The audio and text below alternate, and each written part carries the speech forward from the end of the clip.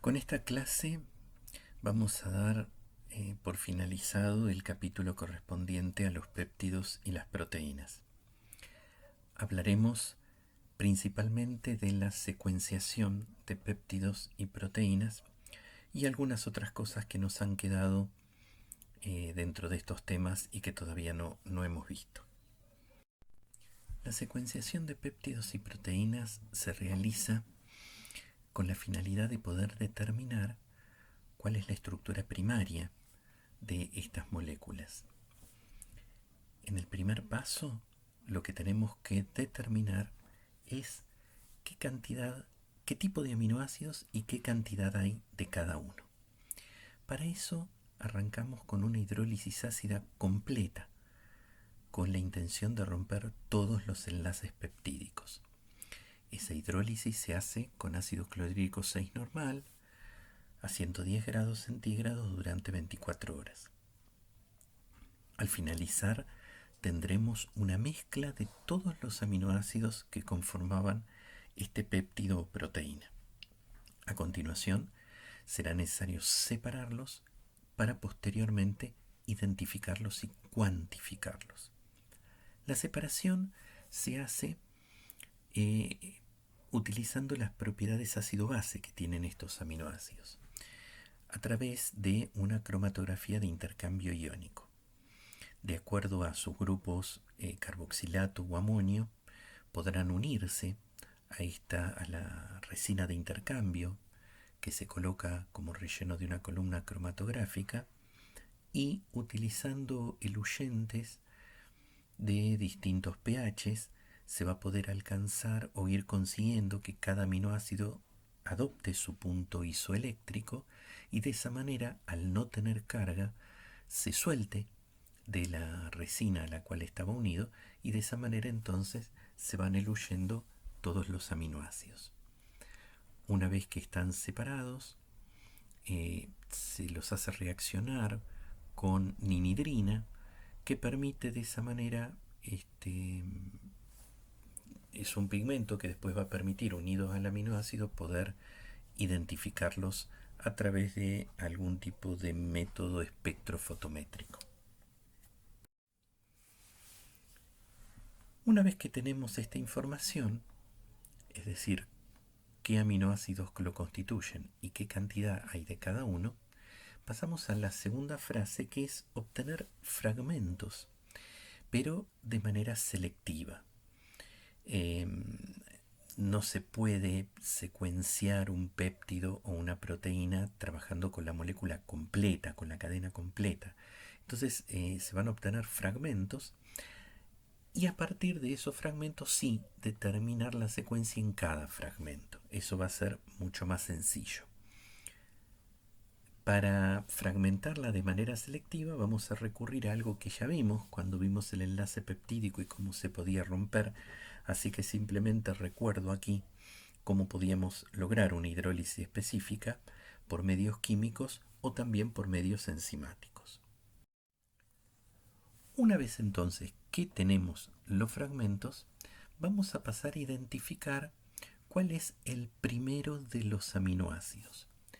Estas técnicas que vamos a hacer referencia van a servir tanto para identificar el primer aminoácido de cada fragmento, pero también el primer aminoácido de la cadena polipeptídica, porque de esa manera vamos a ver cómo o cuál es el primero de los aminoácidos de esa proteína que nos va a servir para después armarla al final a toda la cadena.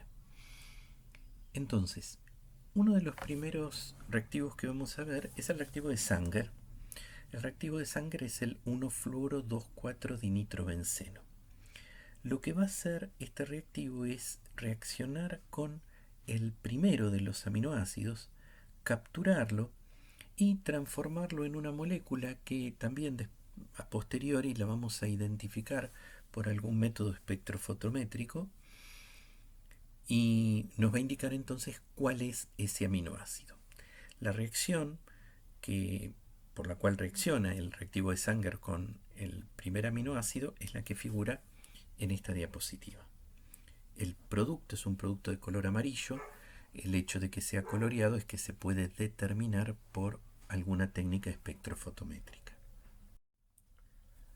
Otra forma de hacer lo mismo es con el cloruro de dancilo, que también reacciona con el primer aminoácido, obteniendo una molécula como la que vemos en esta diapositiva, que es fluorescente, y también entonces por fluorescencia podemos llegar a determinar de cuál se trata. Pero el inconveniente que tienen estas técnicas, tanto el reactivo de Sanger como el cloruro de dancilo, es que el resto de la cadena, una vez que capturamos el primero, se rompe, se hidroliza completamente. Eso es lo que nos muestra esta diapositiva con el cloruro de dapsilo, que es similar. La idea es similar al cloruro de dancilo. Vemos que aquí tenemos la reacción entre el cloruro de dapsilo y un péptido. Vemos cómo reacciona en una primera etapa con el grupo amino terminal, y luego cuando producimos la hidrólisis para que el cloruro de dapsilo se lleve el primer aminoácido, vemos que el resto de los aminoácidos también se hidrolizan. Por lo tanto, podemos encontrar cuál es el primero de los aminoácidos, pero no podemos continuar tratando de identificar cuál es el segundo, cuál es el tercero, cuál es el cuarto y así sucesivamente. Eso se resolvió con la degradación de Edman, que tiene la misma función que los que vimos anteriormente, pero ahora cuando se produzca la hidrólisis de, en este caso, el fenilisotiocianato, que es el reactivo que me va a capturar el primer aminoácido, el resto de la cadena polipeptídica permanece intacta. Por lo tanto, podemos sobre el resto de la cadena podemos hacer un nuevo ciclo de degradación de Edman y conocer cuál es el segundo aminoácido y después conocer cuál es el tercero, y en este caso podemos llegar a dar la secuencia de todo el fragmento. La fase que sigue es identificar cuál es el aminoácido del otro extremo, porque veníamos con identificando el aminoácido, digamos, del extremo izquierdo, ¿no? Del extremo N. Pero también podemos llegar a determinar cuál es el del último. Eso también nos permite saber cómo termina la cadena peptídica y también cómo puede terminar cada uno de los fragmentos. Esta identificación se puede hacer con hidracina. La hidracina va a romper todos los enlaces peptídicos, generando en todos los aminoácidos moléculas conocidas como hidracidas, pero el último aminoácido no. El último aminoácido queda libre, puro, digamos, sin reaccionar con nada, entonces es fácilmente identificable y distinguible de los anteriores que formaron estas hidracidas. También puede ser atacado ese extremo con carboxipeptidasa, una enzima que va a capturar el último aminoácido del extremo C. Una vez que tenemos todos los fragmentos secuenciados, ahora los tenemos que ordenar entre ellos para lograr la secuencia completa. Esto no siempre es sencillo. Si nosotros, acá tenemos un ejemplo para hacer ese análisis. Si nosotros tenemos un péptido que fue tratado con tripsina, que recordamos rompe los extremos C de lisina y arginina, en este ejemplo se obtienen dos fragmentos y no podríamos, sin otra información, saber cuál de ellos es primero, porque ambos terminan en lisina, así que cualquiera podría haber sido el primero y el segundo, ¿no? Ahora, si el mismo péptido original se trata con quimotripsina, que rompe los extremos C de triptofano, fenilalanina y tirosina, en este caso se obtendrían estos tres fragmentos, donde vemos claramente que las dos alaninas están precedidas por dos aminoácidos como lisina y valina. Quiere decir que si ahora volvemos a los dos fragmentos trípticos, el primero claramente no puede ser el primer fragmento, debido a que antes de la alanina hay otra cosa. Esa información entonces nos la da el tratamiento con quimotripsina. Entonces, cuando se hacen tratamientos con varias, es decir, con distintos tipos de fragmentaciones, eso lo podemos utilizar para tener luego el orden final entonces del péptido. En este caso era sencillo porque había pocos fragmentos. Estos son los casos que nosotros también vamos a analizar en la parte práctica. Se puede complicar cuando uno tiene un número más grande de fragmentos, cuando está tratando de hacer esto mismo en una proteína.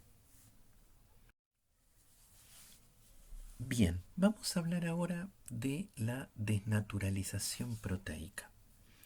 Esta es una transformación que pueden sufrir las proteínas y que, analizándolas en los alimentos, va a tener consecuencias muy importantes.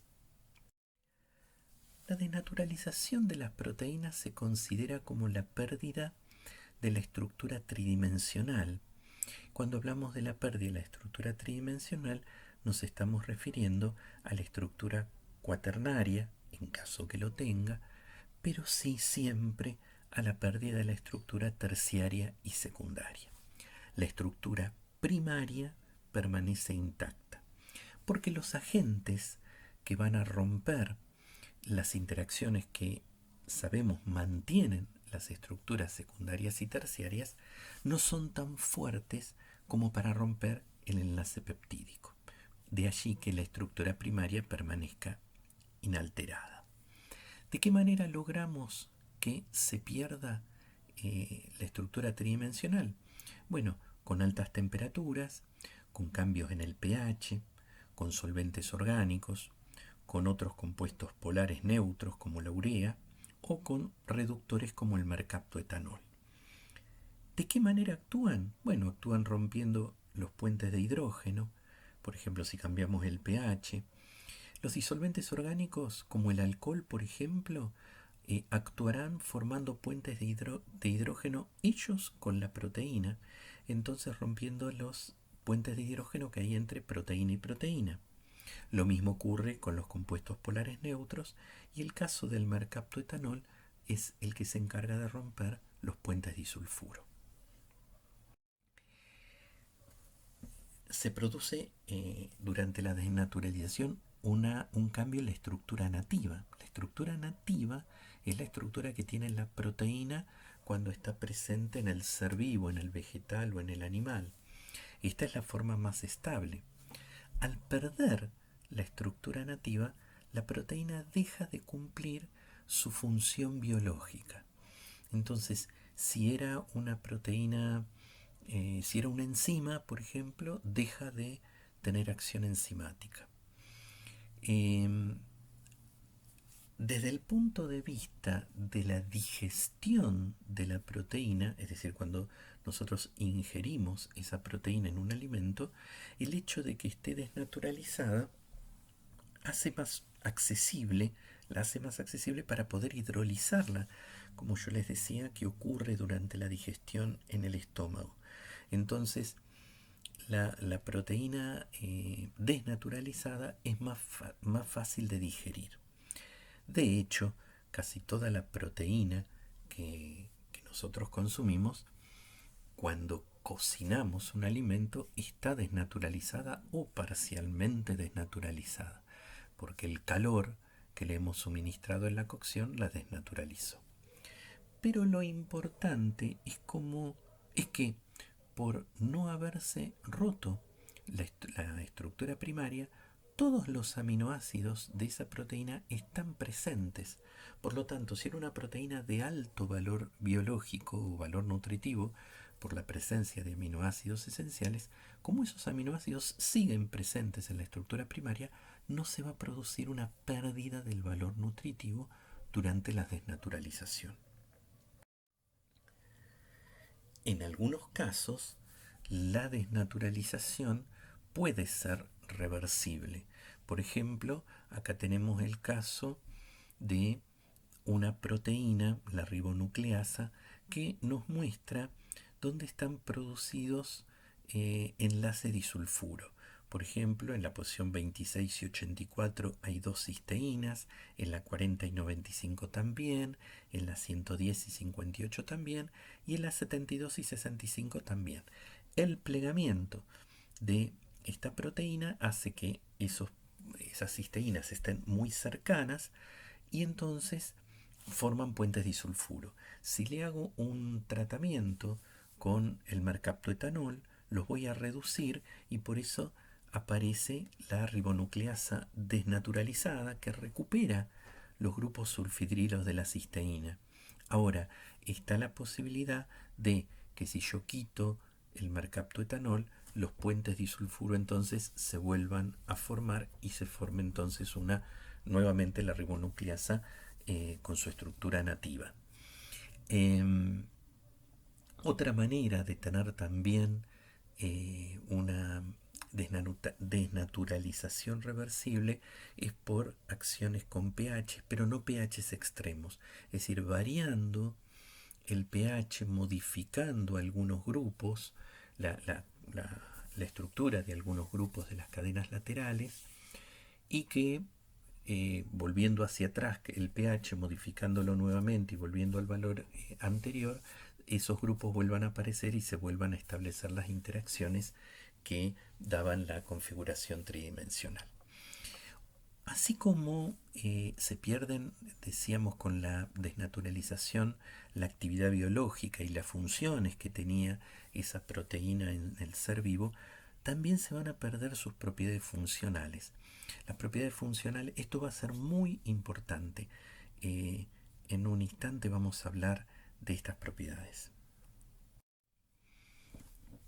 Otra de la transformación que puede sufrir una proteína durante la elaboración del alimento es lo que conocemos como pardeamiento de Maillard.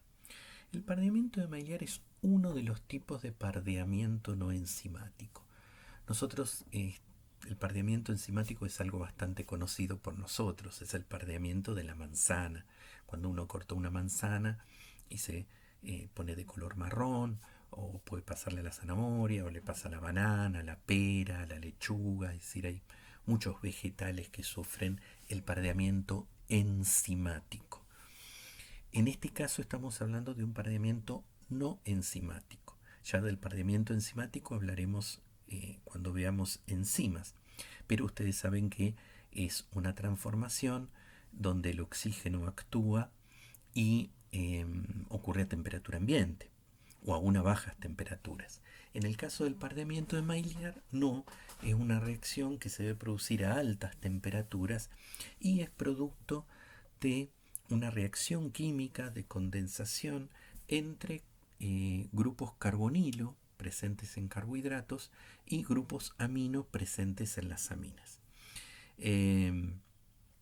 Nosotros vamos a ver esta reacción en detalle luego de que veamos los carbohidratos más cerca de fin de año. Pero es importante tener en cuenta que es una de las transformaciones que pueden sufrir las proteínas presentes en un alimento. Estos pardeamientos que ahora ustedes van a reconocer, a veces son favorables y a veces son desfavorables. Por ejemplo, el oscurecimiento del dulce de leche, la formación de la costra de las papas fritas, la corteza del pan también, ese color marrón que se forma en el pan, bueno, esos son efectos deseables que se producen y como resultado del pardeamiento de Maillard. Ahora hay otros que son desfavorables, por ejemplo la leche condensada tiene un color que ya deja de ser blanco, un color ligeramente cremita, beige, que bueno, es producto de esta reacción. Los jugos de fruta que también sufren a veces un oscurecimiento durante el pasteurizado, también fruto de este pardeamiento. El oscurecimiento en algunos mariscos también ocurre eso. se producen eh, aromas desagradables en estos casos y hay pérdida nutricional. Hay pérdida nutricional porque los grupos amino más reactivos de las proteínas son los de la lisina. Y la lisina es un aminoácido esencial. Entonces por ese lado hay pérdida de valor nutritivo. Bien, ¿de qué depende? Este es otro tema. ¿De qué depende la solubilidad de las proteínas?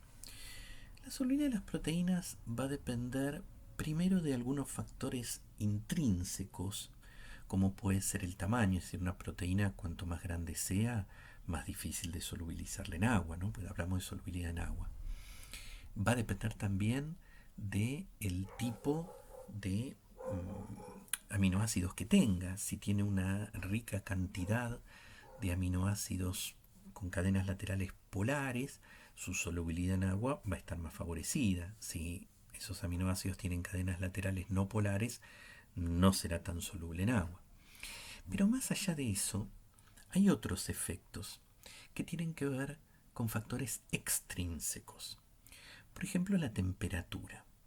Como vemos aquí en el gráfico de la derecha arriba, vemos que hay una solubilidad máxima en general para las proteínas a 40-50 grados, pero luego de ese máximo empieza a caer. ¿Qué es lo que está pasando hacia la derecha de la curva? Bueno, lo que pasa hacia la derecha es que va a ocurrir la desnaturalización.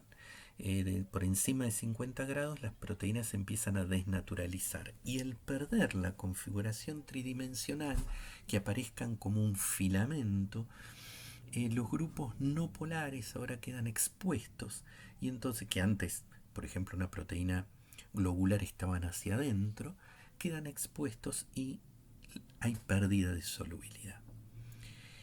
Con el pH, bueno, de la misma manera que los aminoácidos, las proteínas también tienen un punto isoeléctrico. Y así como los aminoácidos presentaban la menor solubilidad en su punto isoeléctrico, en estos casos también las proteínas presentarán la menor solubilidad en el punto isoeléctrico. Cuando tenemos la estructura aniónica o la estructura catiónica, las proteínas van a estar cargadas positivamente o negativamente, y el hecho de que haya varias cadenas con la misma carga se van a repeler. Las repulsiones entre las cadenas proteicas va a evitar el acercamiento, que se puedan establecer interacciones entre las cadenas proteicas y de esa manera bajar la solubilidad. Y por último, el efecto de que tiene la concentración de sales para favorecer o no la solubilidad de las proteínas. En un principio, cuando la concentración de sales baja, se produce un efecto positivo. Vemos que la solubilidad aumenta hasta que se alcanza un valor máximo en esta solubilidad, y si la concentración de sal sigue aumentando, hay una caída ahora en la solubilidad, lo que se llama salting in o salting out. El efecto positivo que tienen las sales para favorecer la solubilidad de las proteínas es que los iones, por ejemplo cloruro y sodio, o cloruro y potasio, se van a unir a los grupos cargados que tengan las cadenas laterales de proteína, grupos como carboxilato, por ejemplo, o grupos amonio, que siempre tenemos que pensar esto a pH fisiológico, ¿no? pH fisiológico es 7,4 y a ese pH los grupos carboxilo de las cadenas laterales del ácido glutámico, aspartico, están disociados, están como carboxilato, y los grupos amonio de arginina, lisina, todavía no se han disociado, entonces el amonio está con carga positiva. Los cationes y aniones de las sales entonces se unen a ellos y evitan que interactúen entre sí, favoreciendo los acercamientos y interacciones entre cadenas proteicas que llevan a una pérdida de la solubilidad.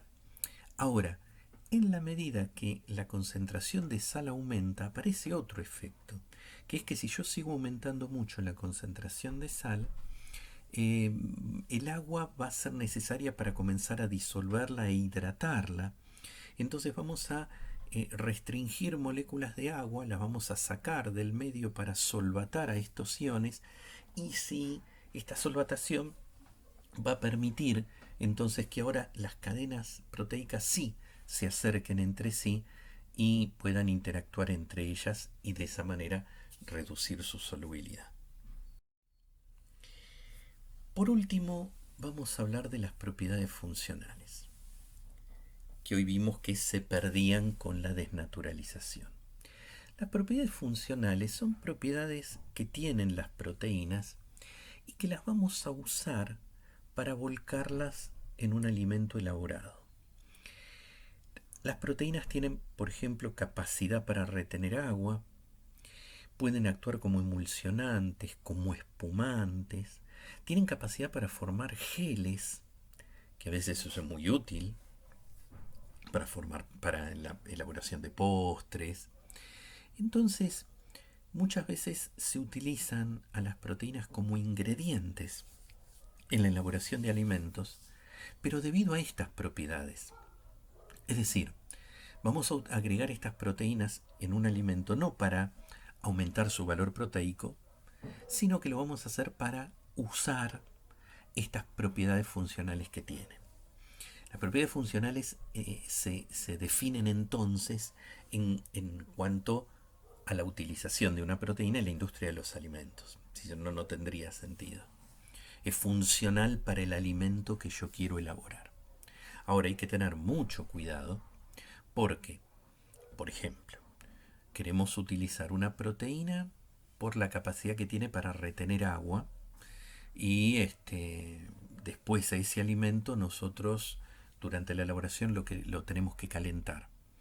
Cuidado, porque en ese calentamiento va a ocurrir seguramente la desnaturalización de la proteína. Y si la proteína se desnaturaliza, estas propiedades se van a perder. Por lo tanto, una proteína que retenía agua, ahora puede ser que no la retenga más. Y entonces, ese alimento que nosotros elaboramos ahora va a tener pérdida de líquidos, cosa que puede ser muy desagradable o no deseable. Muy bien, de esta manera terminamos entonces con el tema de péptidos y proteínas.